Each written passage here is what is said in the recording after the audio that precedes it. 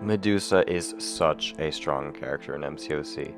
I got this character from the Glorious Guardians event. I think she might have been the first one I actually got out of the 6. I had 4 of them: Medusa, Black Panther, Sentry, and one other one I don't even remember now.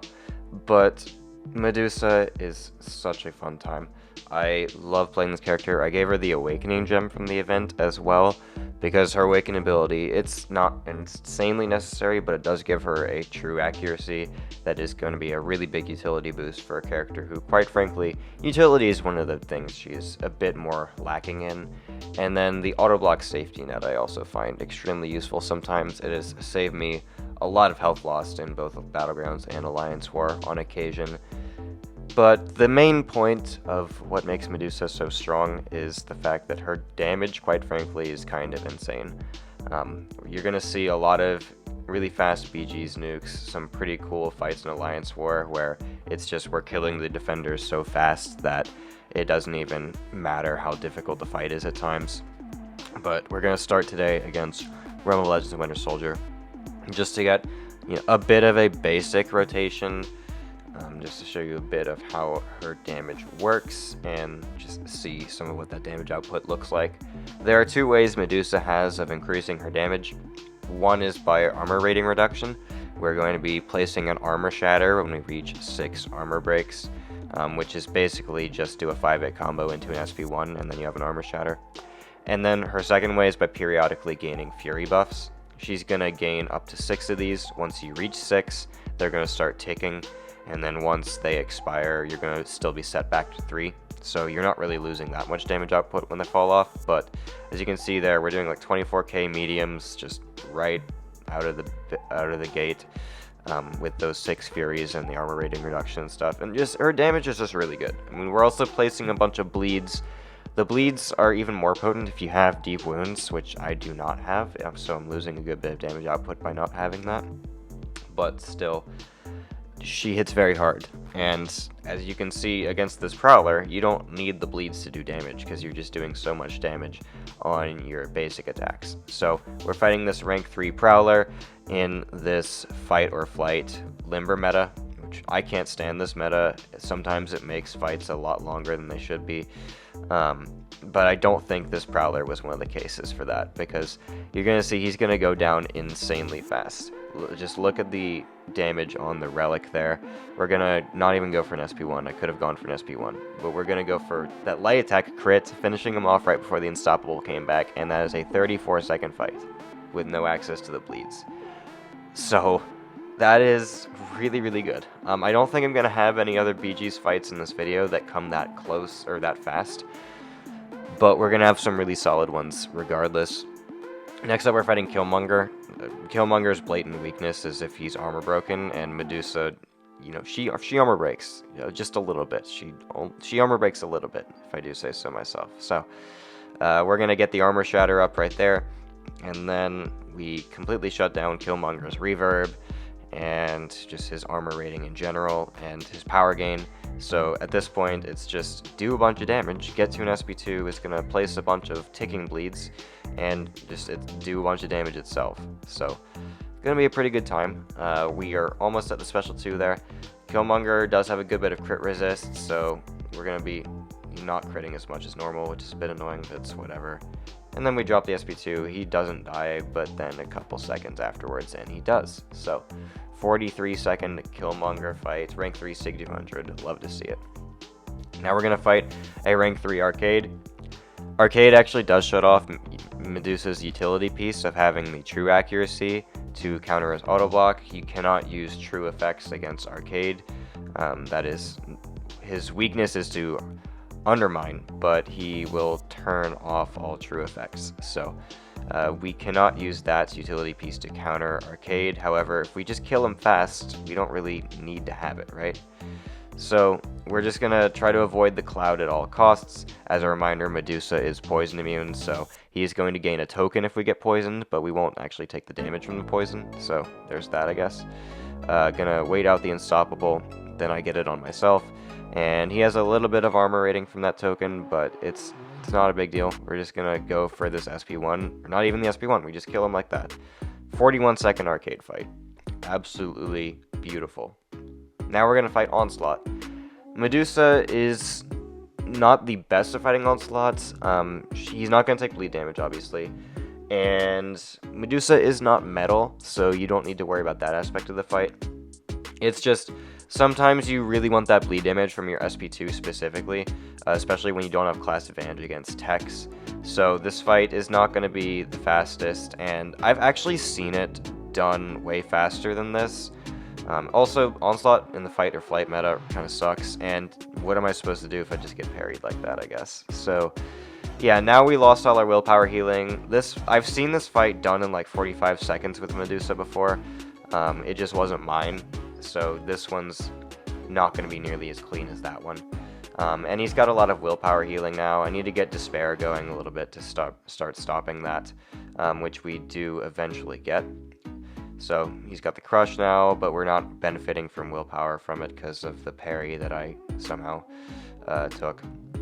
But it's whatever. I need to drop the SP2, but the frickin' Unstoppable is going to get in my way. So now my SP2 is not really going to have a lot of armor shatter on it. So that kind of sucks. Makes the fight a lot more annoying. Do get the stun still. We are going to be able to finish Onslaught off with that medium right there. So even then, like, it wasn't terrible. 71 seconds isn't awful, especially when we accidentally parried and got parried in that fight. So that's 2 debuffs adding to Inequity, and also a meta where Onslaught just sucks to fight against because you can't counter his SP1 properly all the time. So again, I've seen it much faster, and I do think it's a matchup that I would try again for sure. Now we're fighting this Toad here. Medusa's poison immune, so she kind of just runs over Toad. If Toad was a 7-star, he'd actually be a pretty decent PG's defender, I think. Toad is like one of my most wanted 7-star additions in the game. Medusa's not the best for Toad, because whenever she bleeds him, it gives him prowess, or something along the lines of that. But we're still going to be doing so much damage that he's going to die fast enough, so I don't really think it's that bad. Now he's in the corner, but we're just going to kill him right there, which actually that hit did stun me at the end of it, but he died before it would have mattered. So 38-second Toad there. Now we're going to fight Spider-Ham. Medusa's true accuracy is going to basically just shut off the entire fight.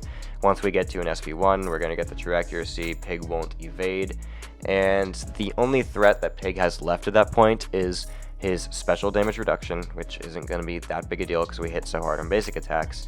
And if the Pig was awakened, he could consume a nonsense to place a power sting on me, which really isn't that big a deal again because we're hitting so hard on the basics. So the fact that the Pig is unduped here really doesn't make a big difference for Medusa specifically.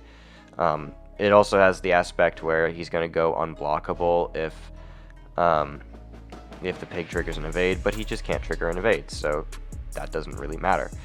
We're going to be going for the SP2 here, which is going to finish the fight out. Even with his spider nonsense, the bleeds on the attack will finish the job, and that Pig goes down in 44 seconds. That was the last BG's fight I had. I think we're going to move on to fight Alliance War now. Starting with this Warlock here on node 48. I think all of these fights are in Season Alliance War, so we are going to be boosted and such, but that's just kind of what you do in Season Alliance War, so there's not much I can do about it. We're going to activate power back boosts, which I don't know if they really matter here. These were post-nerf power back boosts, by the way. But we're going to go ahead and hop on into the fight. With the decay tactic, we don't need to worry too much about the power gain aspect of Conflictor, and then once Conflictor actually triggers, even without decay, it's going to be shut off because that's what Medusa does against robots. She shuts their ability accuracy off and their combat power rate off when she places an armor shatter on them. Only her and Vision Argus do that. Deathless Thanos has an armor shatter as well, but he does not shut off the abilities of robots like the other two do. So, as you can see, we're just critting insanely hard on our medium attacks, and this Warlock literally can't do anything. He's just dead. So, after that Warlock fight, we're going to move on to fight a Shocker boss. Shocker was one of the more threatening bosses of the decay meta for sure. we are going to be needing to weave in some heavy attacks to place the slow from the decay tactic, and if we can do that properly, then we shouldn't have that hard a time to fight Shocker. Once we get the true accuracy up, then he can't auto block me, which is super good.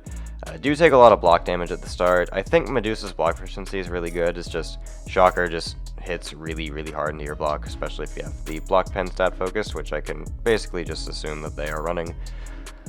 So now that we have true accuracy, I can drop specials and not have to worry about him auto-blocking them, but we do need to still worry about the other threats of the fight, such as the Unstoppable from Decay. If I go for a heavy attack here, I'm going to place a slow, and that slow is going to allow me to not have to worry about the expiring buffs or anything. You can see we also have an extra ticking buff that is from the Alliance War node, which is going to give me like a 5% Fury buff when I knock the defender down or something similar to that. But I go for this SB2 here. Power backs give me a lot back, and yeah, he's already almost dead. This fight almost took less than a minute. The SB1 is not going to finish the job there. One crit and it would have, and that would have been like a sub-minute fight, based off of like the amount of duration from when the fight started. But it wasn't. Yeah, a minute and 1 second. Unfortunate that it wasn't sub 1 minute, but also that was one of the easiest war bosses I've ever had, as long as I can, you know, properly get the slow active. So now we're going to fight Shocker again. This is on node 41 though, so this has Bubble Shield and a node that's going to root me if I don't hit them every 6 seconds, and Power Focus too. So Shocker's going to be gaining 2 bars of power much faster than normal, but once he does, he's not really going to be going red that often. So I was originally supposed to have a white Magneto pre-fight for this fight, which would have allowed me to not have to worry about my stuns basically not existing, but I didn't get that pre-fight. It's not that bad. Also, Medusa's auto block saved me, but I also wasn't able to retaliate fast enough, so it didn't matter. So that was a little funny, but I think the Shocker is just about dead here anyway. So yeah, that was a pretty silly fight. But that's the only Alliance War fights I have to show. I think there might have been a couple others that I just didn't get compiled into the video, but those are the really big, main important ones. I don't think she's going to be a champion that goes to Alliance War insanely often. However, she's going to have some cool stuff, especially if any robots are on the map. She kind of just shuts them off, especially if you run like a Power Start 1 boost or anything like that. And speaking of robots, now we're going to fight Grandmaster's Gauntlet Vision. This fight, if you don't know how it works, he's going to throw a special 1, then he's going to throw a special 2, and then he throws a special 3. If you get hit by the special 3, you are just dead. So the goal is to like not let him do that. Here I can just go for intercepts the whole time, because he's not going to drop a special 1 again until he drops a special 3, which again we'd be dead, so we can't really do that. And we shut off the combat power rate and ability accuracy of robots by 100%, so this is literally just a punching bag at this point. We're going to go for the SB3, which refreshes the armor break and armor shatter, so we're going to get our ability accuracy reduction restarted and everything. This Vision just can't do anything. We're just hitting super hard with those basic attacks. We can play hyper aggressive because there's no specials to bait, and just keep going intercepts, which he pleasantly was being really aggressive into. So down goes that Vision. We have another Grandmaster's Gauntlet fight next. No, we don't. Never mind, I lied to you. We're fighting this Ultron in the side quest next, actually. This was pretty fun. I don't remember all the nodes, even though they just showed up on the screen. I was not looking, but you know the nodes, hopefully. So the one thing I know is that Medusa kind of just doesn't care against robots. So we're just going to go ahead and drop the special 1, and then he's going to be armor shattered, and then it's kind of GG's for Ultron at that point. So we're hitting super hard on the basic attacks again, just because of the potency of those Furies. The true accuracy is going to stop Ultron's evade, even though it has extra ability accuracy. True accuracy does not care about ability accuracy, and yeah, there goes that Ultron before I can really talk about much of what happened in the fight. So that was pretty fun. 27 seconds is nice. And then now we're going to fight the Cerastes boss from 8.3. This is a really fun boss. Basically, the gimmick is he has like 3 armor types. You remove them by doing specific actions, being knockdown, hit block, and use relic. And you want to do these one at a time until eventually his armor is broken, and then he's going to be in a wounded phase and just take a ridiculous amount of extra damage. It's one of the fastest and probably easier bosses of Act 8, but it's really fun to just nuke him really fast with certain cosmic champs, and Medusa is no exception to that. We're going to go for a heavy attack there, remove the armor that is based off of knockdown, and then we are going to go for the relic here. And then we're just going to hit him really hard, push him into his next phase, which we need to trigger via an intercept.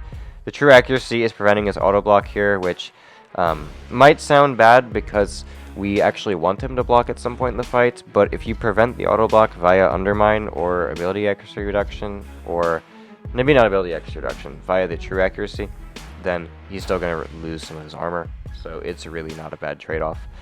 Here, we're going to go for the relic, and then I need him to drop a special. He does, and then I need to go for another relic right here, remove that armor just before the other one expires, and now I need to hit his block. Hit his block here. Am I going to go for a special 3? Looks like I'm going to go for a special 3. That's going to place my big armor shatter. Well, big armor shatter, it's the same potency as the other armor shatter, but fun fact for the SP3, if you launch it and you already had the armor shatter active, you're going to gain a fervor, which is just really good for getting your bleeds going much faster. So, the wounded phase expired, didn't line up as well as we had hoped. I probably could have done it better and made the fight go, maybe 30 seconds faster, 45 seconds faster. If I could get the phase down in one go, like I could for Vox, which I uploaded yesterday. But it's not that big a deal. I'm gonna go for a heavy right here. Then we're gonna get into block, or what would be a block, actually an auto block, and then go for a relic. And then SP3, no, just heavy attack. And then I'm going to SP3 after I relic one more time. So he's going to not block here. We don't want to trigger it if it's already down. And then SP3, place the armor shatter. And then hopefully do a lot of extra damage at the end of the special attack. If you do 5% of his health in one hit, then he's going to start going out of wounded much faster. So I think that's why the first phase for me was so short, was due to that, but it's not that big a deal. We're going to go for a heavy right here, and then I need to hit his block 2 times, which we can do one here with the pseudo auto block, and then the next one if he dashes back, which he does right there. And then I'm just going to go ahead and combo in, go for an SP2, does a good bit of damage. He's stun immune, but it doesn't matter because he's wounded, so he's basically stunned anyway. And then the wounded phase goes away again, but we can remove it really fast because the armor started like random numbers, but they're also shorter, so in a way this phase is easier than phase 2. Kind of weird how it was designed that way, but anyway, we're going to go for a heavy there. I need a relic, and then once I get a relic, he's going to be wounded again. Go for it right here. We just need to push him to 6%, which is going to be super, super easy. Doing a crap ton of damage, special 2, then we do no damage. So I need to get an intercept now, and we're going to get it right here. Then phase 4 is just kind of like the Grandmaster fight, where he's going to be unstoppable, and then you intercept to remove the unstoppable. And then he plays super aggressive for a certain amount of time until eventually he just drops. So he's going to drop right here, or really just go intimidated, and then you need to hit his block with a light, and then he dies. So yeah, it's a really fun fight. I probably could have made the fight a lot faster, probably a minute faster, if I could get the phases done in one go like I could with Vox. It's very possible for that to happen. But the last fight we're going to do this video is against Necropolis Odin, just to see how good she is for these extremely large health pools. I don't think Medusa is the greatest champion for long-form content, mainly because of how aggressive she needs to stay to keep her bleed stacks up. Because you have a 35-second armor shatter, right? But you need that armor shatter to refresh itself in order to keep your bleeds. The only way to refresh itself is with a special 3. So you have to get a special 3 off every 35 seconds in order to keep your permanent bleed stacks, which isn't the easiest thing to do. It's not that bad against Odin because there's not much slowing you down in this fight. And yeah, that's the main reason. Like, there's gonna be other fights where there's not much slowing you down from doing your special 3 loop, I should say. I didn't show her against like Labyrinth of Legends Star-Lord, just because that fight's kind of piss easy, and this fight's, you know, a lot harder because we have to deal with the inverted controls, and it's much more of a ticking clock race to get your armor shadow refresh from your special 3 versus Odin versus Star-Lord. Because even though Odin has very fast special attacks as well as Star-Lord does, well, I mean, okay, I should rephrase that. Star-Lord has very fast special attacks, however, Odin also has very fast special attacks, so it makes it easier to spam your special 3s if your opponent has faster special attacks, because then you can play more aggressive, and there's nothing stopping you from countering them or whatever. We're going to barely get that special 3 off. I keep trying to parry after I do the dash attack, and then I'm just like mistiming it, and then he charges heavy, and like, oh, okay, that's fun. Anyway. And we're also running the Black Bolt synergy, which I forgot to mention earlier, but we are running the Black Bolt synergy for this fight.